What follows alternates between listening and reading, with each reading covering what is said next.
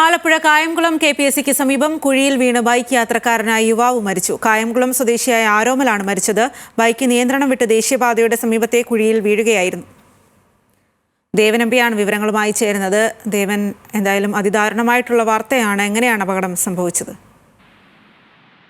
10 മണിയോടുകൂടിയാണ് ആലപ്പുഴ കായംകുളം KPSCക്ക് സമീപം KPSC junction സമീപം ഇത്തരത്തിലൊരു അപകടം ഉണ്ടായിരിക്കുന്നത്.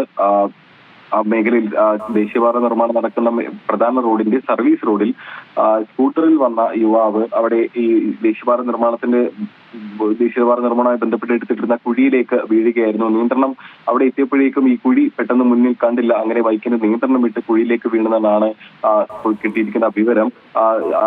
നൂറനാട് സ്വദേശി കായംകുളം സ്വദേശി ആരോമൽ ആണ്, 27 വയസ്സുള്ള ആരോമൽ ആണ് അപകടത്തിൽപ്പെടുകയും ഇപ്പോൾ മരിക്കുകയും ചെയ്തിരിക്കുന്നത്. ഉടനെ തന്നെ ആരോമലിനെ കായംകുളം താലൂക്ക് ആശുപത്രിയിലേക്ക് എത്തിച്ചേർന്നു. എന്നാൽ പരിക്ക് അത്യന്തം ഗുരുതരമായിട്ടുള്ള ഒരു പരിക്കായിരുന്നു. അതുകൊണ്ട് തന്നെ വണ്ടാനം മെഡിക്കൽ കോളേജിലേക്ക് മാറ്റാനായി അധികൃതർ നിർദ്ദേശം നൽകി. അതിനായി തുടർന്ന് വണ്ടാനം മെഡിക്കൽ കോളേജിലേക്ക് കൊണ്ടുപോകുന്നതിനിടയിലാണ് ഈ ആരോമൽ ആംബുലൻസിൽ വെച്ച് മരിക്കുന്നത്. ഒപ്പം ആരോമലിനൊപ്പം മറ്റൊരു സഹയാത്രികൻ കൂടി ഉണ്ടായിരുന്നു എന്നാണ് നമുക്ക് ലഭിക്കുന്ന വിവരങ്ങൾ. എന്നാൽ അത് ഉറപ്പായിട്ടില്ല.